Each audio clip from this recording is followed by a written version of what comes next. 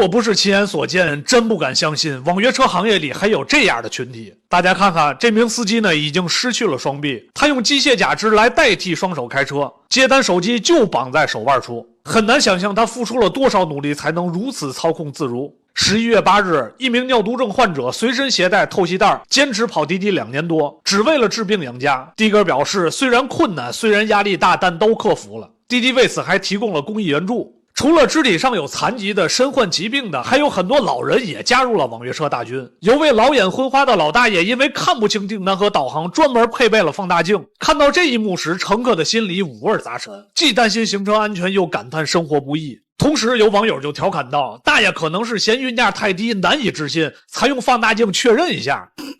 甚至还有一大批连接单软件都不会用的中老年司机也加入了网约车行业。你要滑那个到达上车地点，往右滑，到达乘客上车。哎，对。乘客一上车，对，然后再滑一下，就是到过去了。然后再说我的手机话78，你说78，不是，是78。啊，不是3，不是3778。啊，377。不是啊，你要不好意思。3。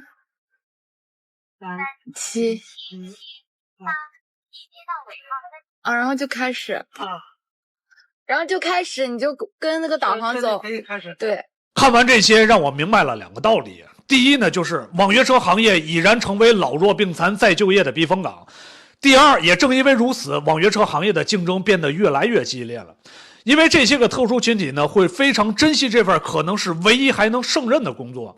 也正因为如此，他们会比普通人更加吃苦耐劳、任劳任怨，甚至能忍受常人所不能忍受的事情。虽然很多平台压榨我们司机可恶至极，但起码呢，还给这些个特殊群体一个谋生的机会。或许这是平台唯一的可取之处。还有一个可取之处，就是造就了比亚迪的销量，也让快破产的比亚迪迎来了30周年庆。在30周年的发布会上，船夫哥叨逼叨说了很久，最后从裤兜里掏出了一本书《工程师之魂》，讲述了船夫哥的命运3重奏，主笔为第一财经的总编辑。售价从网上查询到的是68元，当然了，作为比亚迪的员工有优惠价88元，离职后才会扣除。可以先看完深度体验一下船夫哥创业的艰辛与不易，里面有很多的小故事，比如比亚迪的工业奇迹是怎么来的。比亚迪2升油的王炸 DMI 技术是王传福做梦出来的。昨天比亚迪30周年现场发行了一本书，名字叫做《工程师之魂》。这本书里面有这么一段描述，说有一天早上这个王传福召集连玉波、杨东升和第17事业部的领导，说他昨天晚上做了一个关于 DMI 的梦，想到了一个绝佳的技术解决方案，然后就拿起笔在白板上把这个动力头齿轮传动链条等等画了出来。这真的是灵感自天来，百版汇雄才我操！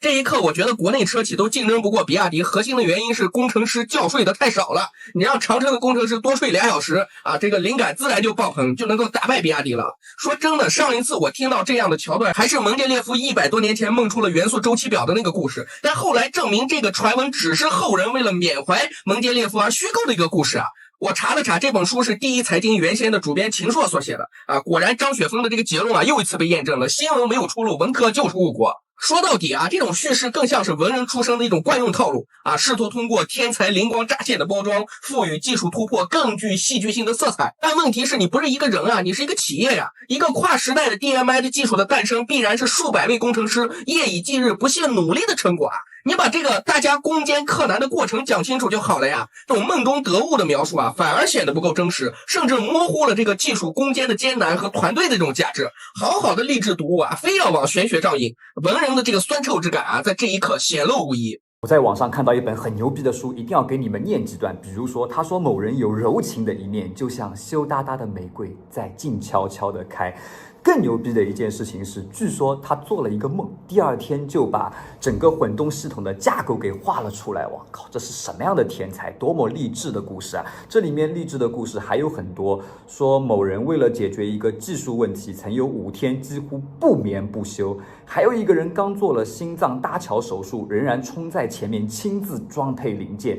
凌晨4点多离开工厂，早上9点多又去了，因为睡不着。当然这些都不是最狗血的，网上同时还出现了他们一个员工守则的照片，明天继续给你们念。有比亚迪员工发视频表示，这是什么意思？王者荣耀7周年都送几个免费的皮肤？船夫哥现在30周年给我发这么厚的一本书，本来文化程度就低，这么厚书我怎么看得完？这不是明显的坑人吗？听说还要扣88元的买书钱，明天我就跑路。不过呢，就我个人而言，还是特别真心的想拜读一下这本书，里面离奇而又有趣的故事肯定会特别的吸引人，而且车企给所有员工发书这种是吧，真的非常的少见。从网络平台搜不到特别全的版本，毕竟是由比亚迪独家发行的。刚出来没2天，那些准备压泡面或者丢垃圾桶的，可以考虑邮寄一下给我。我想加强一下文化学习。书中自有黄金屋，书中自有颜如玉。我觉得一本好书不应该把它垫桌角或者压泡面。同时呢，想看一下船夫哥是怎么羞答答的玫瑰，羞答答的开，怎么柔情似水的。在我印象中，上次看到一本感兴趣的书叫做《恒大传奇》。最近新能源车的风向也有变化，工信部装备工业一司的郭守刚表示，在大力发展新能源汽车的同时，也要同步推进燃油车技术发展，坚决抵制内卷恶性竞争。这一信号的释放，无疑在汽车行业掀起了一阵波澜，也为我们带来了诸多深刻的思考。一直以来，新能源汽车的发展势头迅猛，在政策支持和技术进步的双重推动下，新能源汽车逐渐成为汽车市场的新宠。然而，这并不意味着燃油车就要被淘汰或边缘化。工信部此次的表态清晰地表明了一个立场，那就是汽车行业的发展应当是多元化和平衡的。前段时间，一些电车人士宣称，几年以后燃油车要消失，甚至有传言称海南将在2030年禁售燃油车。这样的言论在一定程度上反映了部分人对新能源汽车发展的过度乐观，以及对燃油车未来的过度悲观。这种片面的观点不仅缺乏对市场的全面洞察，更是一种典型的内卷和恶性竞争行为。从实际情况来看，燃油车在当前的汽车市场中仍占据着重要的地位。其技术成熟、加油便捷、续航里程稳定等优势，室内燃油车在许多场景下仍然是消费者的首选。而且燃油车的产业链庞大，涉及众多相关行业和就业岗位。如果过早的、过于激进的打压燃油车的发展，不仅会对整个汽车产业的稳定造成冲击，还可能引发一系列的经济和社会问题。同时，新能源汽车虽然具有环保节能等显著优势，但在技术上仍存在一些有待突破的瓶颈，如电池续航、充电设施的普及等。因此，在当前阶段，新能源汽车和燃油车应当是相互补充、共同发展的关系，而不是相互排斥、你死我活的竞争。有网友就表示，这难道是高层已经嗅到了新能源的危机了？还是说不准备弯道超车了？难道是超车失败，别人都不跟中国玩了？最近1周的比亚迪销量下滑，有人就表示，比亚迪会不会在巅峰50万销量之后开始走下坡路了？您说了吗？上面又要鼓励发展燃油车了，这事儿口风变了，变了，不换道超车啦，换道危险，折腾，真他妈折腾！表演了这么久，是该散场了。油车还剩多少？还剩一口气。打垮我们的不是对手，而是队友。现在换剧本改台词也不算晚，但我还是不放心，怕出幺蛾子。为什么？我们的演出老是即兴发挥，不按剧本来。你说的对，你说的对。在国内那辆刹不住车的特斯拉，终于迎来了人民日报的力挺。11月16日，人民日报第3版重要位置发表署名为华平的评论员文章，文章题目为从年产过1000万看特斯拉效应。这篇文章简直把特斯拉吹上了天。原来它才是中国新能源汽车产业崛起的真正推手。我敢打赌你们没想到特斯拉居然成了人民日报的心头号。咱们先从2018年说起尤其是汽车行业的外资门槛，大家都觉得特斯拉能不能在中国落地还是个问号呢？结果3个月后特斯拉就在上海建厂了，而且呢12个月后第一辆纯外资的特斯拉就顺利下线了。想想看，这速度真的是世界上炒不出第二家能做得到的呀！特斯拉速度真的是没谁了。更猛的是啊，这篇人民日报的文章直接给了特斯拉一个响亮的名字，叫特斯拉效应。什么意思呢？也就是说啊，特斯拉不仅仅是一个车企，它已经成为中国汽车产业变革的催化剂。人民日报都说了，特斯拉给中国呀带来了什么呢？不仅是技术，还有啊，它对产业链的带动。特斯拉上海超级工厂的零部件本土化率已经超过了95%，这不是开玩笑的呀！现在啊，60多家供应商已经加入了特斯拉的全球供应链体系，给国内汽车产业呀注入了源源不断的活力。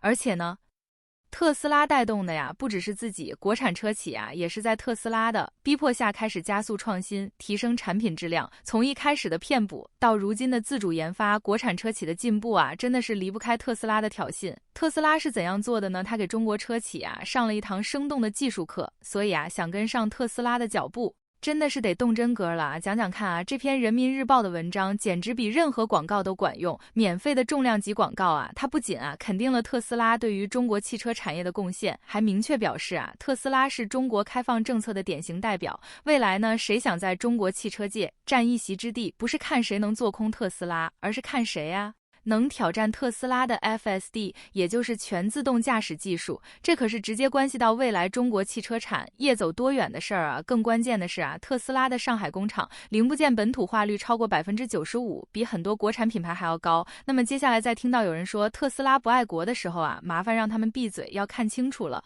特斯拉在中国不仅是赚钱，它还给中国的汽车产业链带来了源源不断的好处。所以啊，下一次你听到有人黑特斯拉，记得反击一下。出大事儿了，兄弟们！你平常开的那辆刹不住车的特斯拉正式登陆人民日报，真正幕后引入特斯拉的神秘人物也被爆了出来。不会还有人质疑这种不收取任何费用的真正官方媒体在崇洋媚外吧？2018年4月，习近平总书记宣布要尽快放宽外资持股比例限制，特别是汽车行业外资限制。人民日报的这3个字儿够不够劲爆？引进特斯拉的神秘人物这次找到了吧？还有人质疑这个决定吗？3个月后，特斯拉在上海宣布建厂，12个月后，第一辆纯外资的特斯拉整车下线。这种特斯拉整车制造的中国速度，6年过去了，全球也没人能复刻出来啊！之前很多人不相信特斯拉能对国内汽车供应链带来什么，文章中清晰明白认真的进行了描述。特斯拉销量的大幅增长带动了上下游产业链供应链快速发展，就是我之前说过的，特斯拉给到企业它的产品设计图纸，产业链就可以按照要求生产制造，这也是这几年新能源汽车快速迭代的基础啊。那时候国内可是连抄作业能参考的范本都没有，只能研究特斯拉成熟的设计。如今特斯拉上海超级工厂零部件本土化率已超过95%，超过60家供应商进入特斯拉全球供应链体系。来自人民日报的字字铿锵，不知道今天还有谁敢质疑啊？大胆狗贼，竟敢在这里逞强！这也是近几年国内新能源产业链走向世界的基石。这条鲶鱼干的坏事还真不少啊！现在来看，习大大当时的决策简直是救了中国汽车行业的命啊！倒逼出中国车企必须要跟进创新，绝对是双赢的局面。特斯拉作为电动汽车样板间，这次不仅被人民日报提及，而且还在内文中进行了肯定。你的特斯拉这次是不是又长脸了？